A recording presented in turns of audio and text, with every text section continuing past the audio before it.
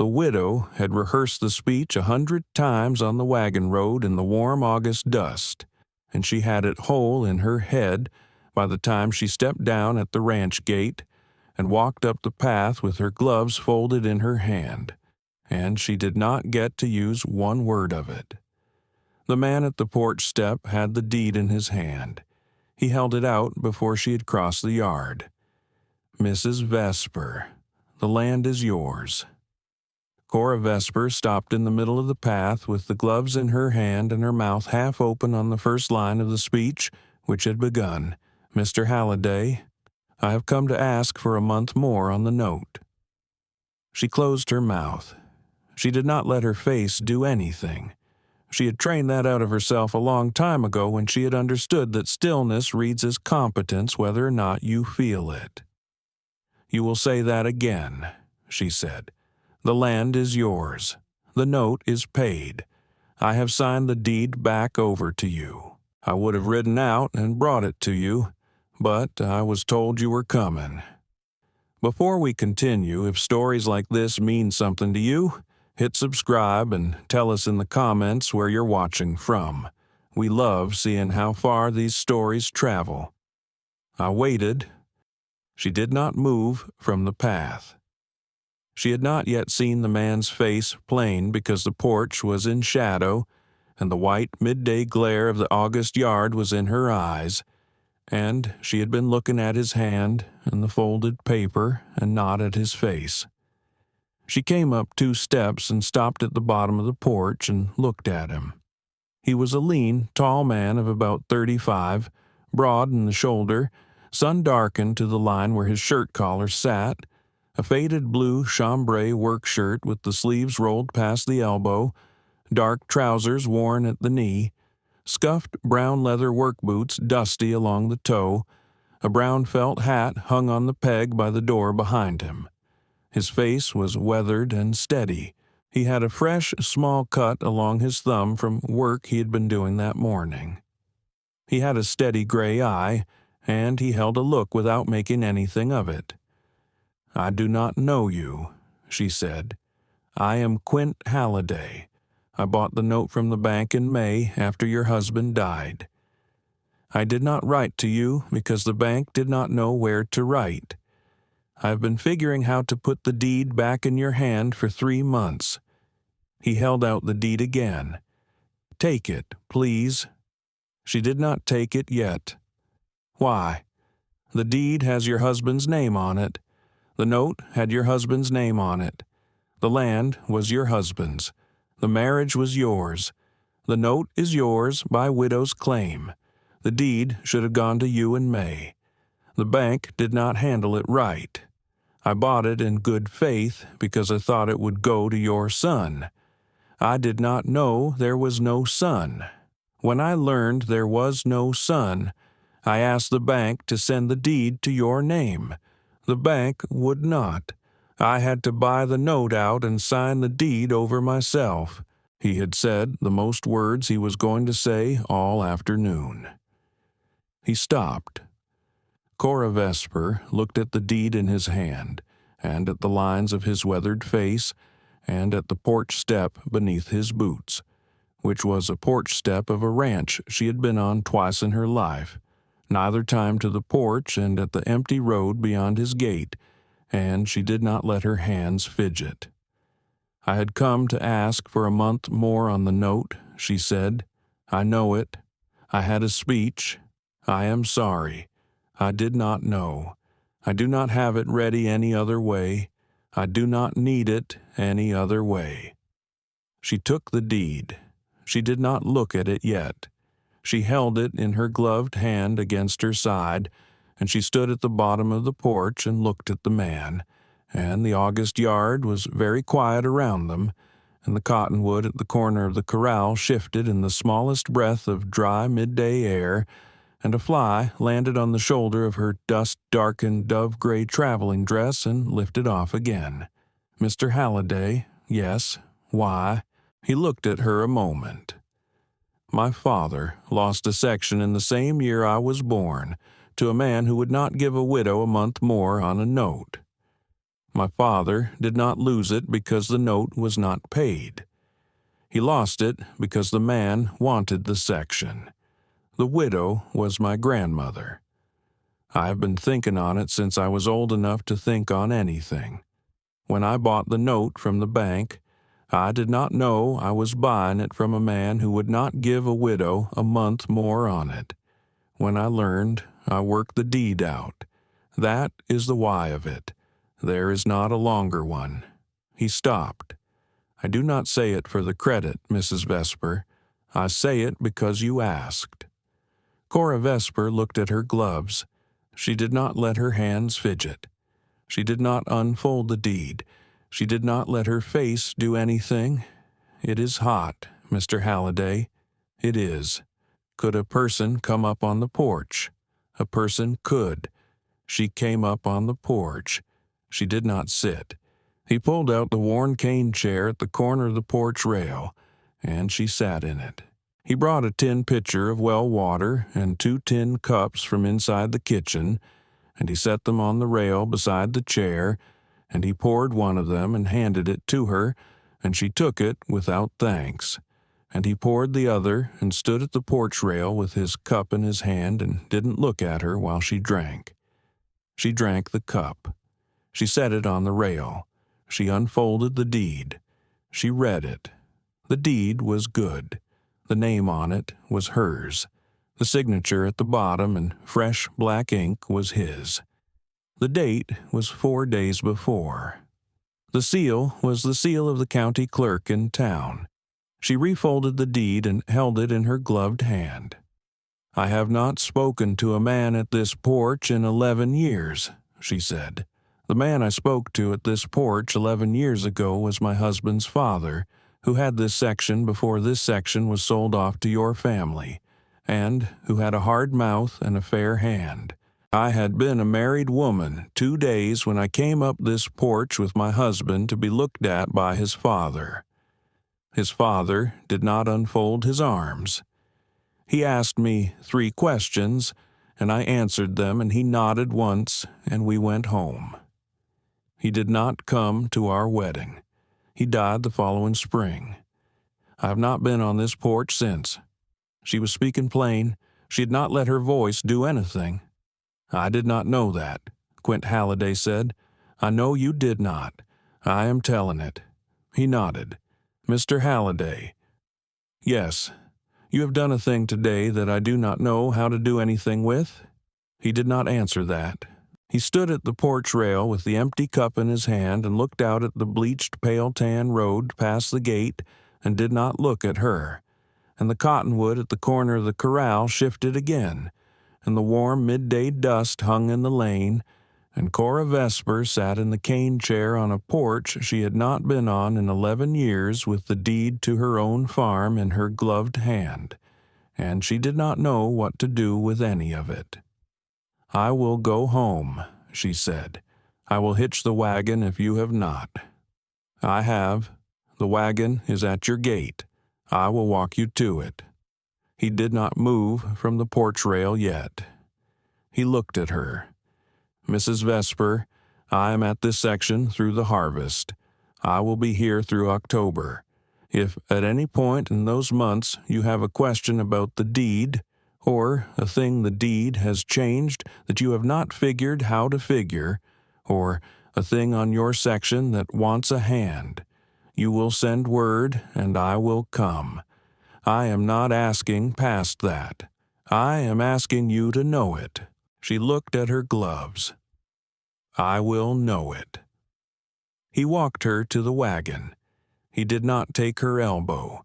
He held the gate open. He nodded once at the bay mare in the traces. He stood at the gate and watched her drive out down the lane, and Cora Vesper drove the 8 miles back to her section with the deed folded in her glove and the wagon raising warm dust behind her on the road. And she did not let her face do anything for any of those 8 miles, because the road was an open road and a person on a wagon in that country was visible for a long way. She got home at 4. She put the bay mare in the corral. She carried the deed inside and laid it on the kitchen table beside the lamp. She stood at the kitchen sill a long while and looked at it. She had been a widow 11 months.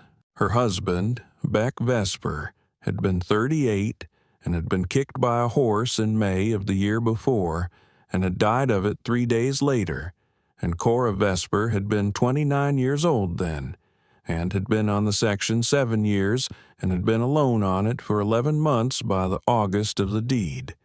She had 160 acres of dry sage and a creek that ran half a year, and a small frame house with 3 rooms and a barn that wanted shingling and a corral that wanted 3 rails replaced and a kitchen garden along the south wall that she had kept up, because the kitchen garden was the only piece of the section that had been hers from the first year. She had had the note to pay at the bank in November, and she had had 4 months until November when the August deed arrived in her glove, and she had been ready to ride to town to ask the man who held the note for a month more on it, because she did not have the cash, and the harvest would not be done by November, and she had been doing the math of it in her head every night for 2 weeks. The deed on the kitchen table changed all of that. She did not write him a letter that night. She did not know how to write a letter that thanked a man for a thing he had said he had not done for credit. She put the deed in the small tin box on the shelf above the stove where she kept her papers, and she went out to the barn at dusk and milked the 1 cow she had, and she made supper for one and ate it standing at the kitchen block, and she did not let her face do anything because there was no one to see it. It was the second Sunday after when she saw him in town. The chapel at the crossroads was a small, white-painted clapboard chapel, and Cora Vesper had been sitting in the 3rd pew on the women's side for 11 months since the funeral, and the people of the small town of Wexford had at first been quiet around her, and then had been brisk, and then had been brisk in a way that meant they had decided what they thought about her widow's situation. Mrs. Effie Brace, who was 62 and the widow of the previous deacon, had been first among the briskly decided. Mrs. Effie Brace had come up to her after the service on the 3rd Sunday, and had said, in the kindly voice she used for advising the recently bereaved, "Cora, dear, the section is hard ground for a woman alone, and I do hope you will think about going east to your sister in St. Joseph before the second winter, because there is no shame in a woman doing the thing that is sensible." Cora had answered, "Mrs. Brace, I will be on the section through this winter, and we will see about the next one in the spring, thank you." And Mrs. Effie Brace had looked at her with the patience of a woman who would still be saying the same thing in March. On the second Sunday after the deed, Quint Halliday came in late and sat in the back pew on the men's side, which was where a man sat at the Wexford chapel if he did not want anyone to make a study of him. Cora Vesper did not turn around. She had heard the boots come in at the start of the second hymn. She did not need to look. At the close of the service, she stood at the steps of the chapel and shook the deacon's hand. Mrs. Effie Brace was at her elbow. "Cora, dear, I have been meaning to ask. You have been to town 3 times this month. I have.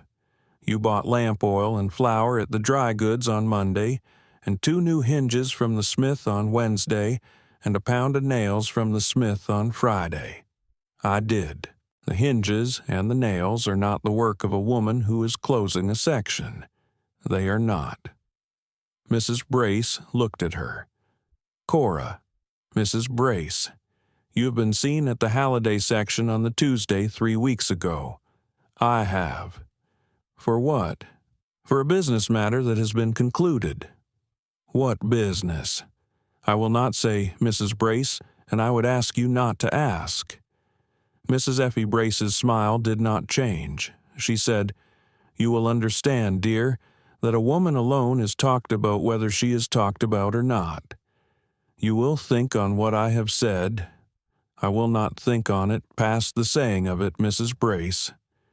Cora Vesper went down the steps.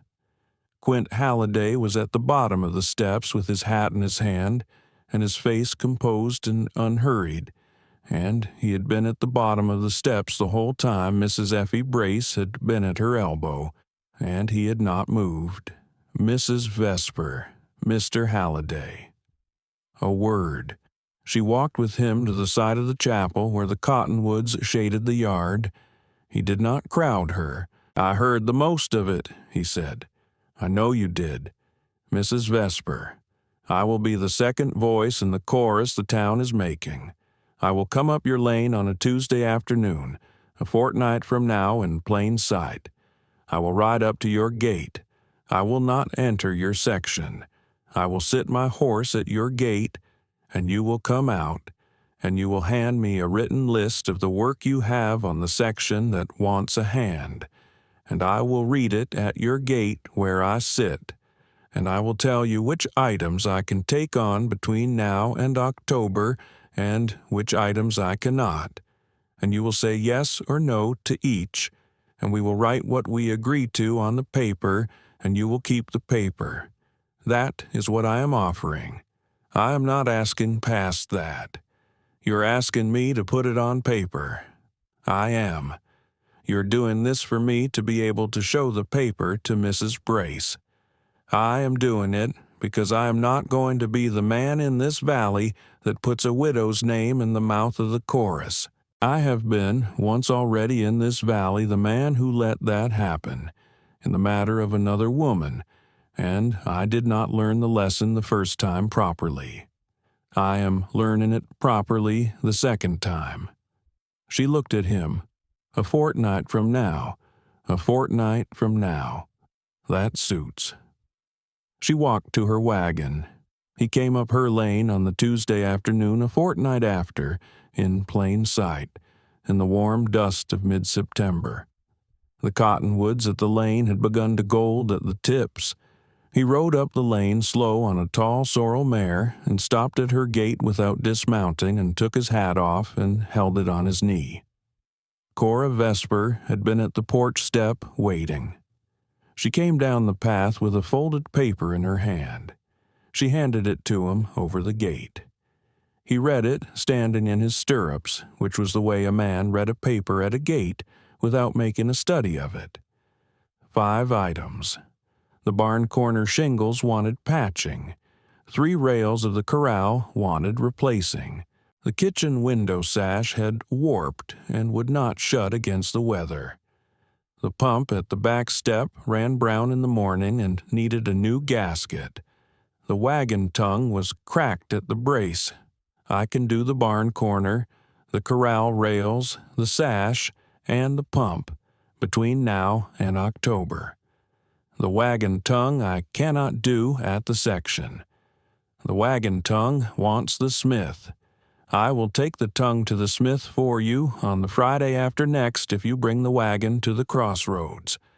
I will pay the smith out of my own pocket against the deed, and not pay you for the tongue back. You may pay me for the rest of the work in eggs or in butter, or in a sack of oats from the harvest. You may pay me anywhere between $5 and $12 in coin if you have it at the end of the work, or you may pay me nothing if you do not. You will sign at the bottom of the paper." Cora Vesper read the items. He had read them in the order she had written them. He had not added or subtracted. He had named what he could do and what he could not. He had named the price low and the price high. He had named coin as one option and not the only option. She took out the small pencil she had carried in her sleeve. She wrote the agreement under his terms in her own hand. She signed at the bottom. He signed beside her. He folded the paper. He handed it back over the gate to her. "You will keep this?" "I will. A fortnight from now, I will come up the lane with my tools and the shingles and the rails. I will bring my noon meal in my saddlebag. I will not enter the kitchen for the noon meal. I will eat at the corral. The pump can be done in an afternoon. The sash will take 2. The barn corner and the rails will take a week of afternoons, and I will come Tuesdays and Thursdays unless rain. I will be in plain sight of the road. The whole valley will see me comin' and goin'. Mrs. Brace will see me comin' and goin'. That is the point of doin' it this way." She nodded. He put his hat on. He turned the mare. He rode out down the lane in the warm afternoon dust and did not look back. Cora Vesper stood at her gate with the folded paper in her hand and watched until the dust at the bend of the road had settled. She walked back to her porch step. She sat down. She unfolded the paper and read it again. She read his signature. She refolded it. She put it in the small tin box on the shelf above the stove beside the deed. He came up the lane on the Tuesday after with his tools and the shingles and the new pine rails. He came at 1. He worked at the corral until 4. He ate his noon meal at the corral with the bay mare watching him. He did not enter the kitchen. He drank a cup of well water that Cora Vesper carried out to the corral on a tin plate with the cup set on the plate and a piece of cornbread beside it, and he ate the cornbread and the cup of water at the corral with the bay mare watching him, and he set the empty cup on the corral post when he had finished, and he went back to work. He was gone by 5:30. He came on Thursday. He came the following Tuesday. He came the Thursday after. The slow geographical shift was in the cup. The first Tuesday she had carried it out to the corral. By the second Thursday she had set the cup at the porch step at 1, and he had come up the path to the porch step and taken it from the step and drunk it at the corral. By the third Tuesday he was drinking the cup of water at the porch step itself, standing on the second tread with his boot on the bottom step. By the fourth, he was sitting on the bottom step with the cup beside him while he ate the cornbread, and the bay mare in the corral had gotten used to the bay mare in the traces of the wagon at the rail, and Cora Vesper had brought a second cup of water out at 1:30 when the first was finished, and the bay mare had blown out once at the porch step and had been steady, and Quint Halliday had not entered the kitchen, and Cora Vesper had not yet asked him to. By the end of September, the barn corner was patched and the corral rails were in, and the kitchen sash shut clean against the weather, and the pump at the back step ran clear from the first pull. The wagon tongue had been sent to the smith in the 3rd week of September and had come back in the 4th week, and the smith had been paid by Quint Halliday in town and had told Cora Vesper at the dry goods on the Friday after that he had not been paid that fare for a wagon tongue in his life. Mrs. Effie Brace had been at the dry goods that Friday and had heard the smith. Mrs. Effie Brace had not spoken to Cora Vesper that Friday. Mrs. Effie Brace had at some point in late September decided that the matter of Cora Vesper was not the matter she had thought it was, and Mrs. Effie Brace, who was finally not a fool, had moved on to other matters in the valley that wanted attention. On the last Thursday of September, Quint Halliday came up the lane for the last day of the work on the paper. He fixed the last rail of the corral. He stood at the porch step at 4 with his hat in his hand. Cora Vesper came out with the small tin box from the shelf above the stove. She opened it. She took out the folded paper. She handed it to him. "It is all done," he said. "It is, per the paper, per the paper." He read the paper one last time. He folded it. He held it out to her. "You will keep the paper." "I will." He put the hat on. "Mrs. Vesper." "Yes, the work on the paper is done. I will not come up this lane next Tuesday because there's not a Tuesday's work left for me to come up for. I would like to come up this lane on a Sunday afternoon, the first Sunday in October, after the chapel, in plain sight, not for work, but to drink a cup of well water at your porch step the way I have been drinking it on Tuesdays and Thursdays, and to sit on the bottom step the way I have been sitting on it on Tuesdays and Thursdays, and to talk with you the way I have not been talking with you on Tuesdays and Thursdays, because the talking was not on the paper. I am asking you that. I am not asking past that. Cora Vesper did not let her hands fidget. She thought about her husband, Beck, in the ground at the small cemetery on the rise. She thought about Beck's father, who had not unfolded his arms 11 years before on a porch she had not been on since. She thought about the deed in the tin box. She thought about Mrs. Effie Brace at the dry goods. She thought about the slow geographical shift of the cup from the corral to the porch step over 5 weeks of Tuesdays and Thursdays, and she thought about the fact that he had moved the cup himself, in plain sight, without permission, and also without intrusion, in the way a man moves a thing that he knows is not his to move, and which he is moving anyway, because the moving is the asking. The first Sunday in October would suit, she said. That suits. He went down the path. He mounted the sorrel mare. He rode out down the lane at a walk, in plain sight of the road, in the warm, late afternoon dust of the last day of September, and the cottonwoods at the lane were all the way gold above him, and Cora Vesper stood at the porch step with the small tin box in her hand, and watched him until the dust at the bend of the road had settled. He came on the first Sunday in October. He came on the second. He came on the third. By the second Sunday in November, he had asked her the next question at the porch step, plain, with his hat in his hand, and she had answered plain, and they were married at the small white-painted clapboard chapel at the crossroads on a clear, cool afternoon in the second week of December, with the cottonwoods at the lane mostly down and the warm dust of the late season settled on the road, and Mrs. Effie Brace sat in the third pew and bowed her head once at the end. The deed stayed in Cora Vesper's name. He did not ask her to change it. She did not ask him to.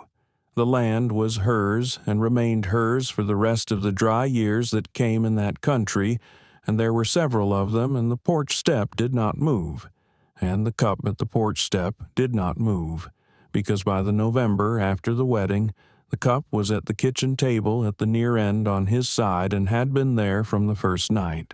This was the story of Cora and Quint, the widow who came to the porch with a speech she had rehearsed 100 times, and the man who handed her back the deed before she had begun.